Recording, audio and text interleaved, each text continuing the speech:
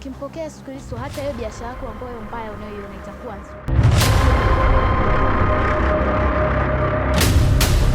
Maana unajua wapo watumishi wengi ambao baada ya kuokoka wanasahau kuwa kuna watu wengine bado wako kwa dunia, bado wapo duniani, bado dhambi imetawala katika maisha yao.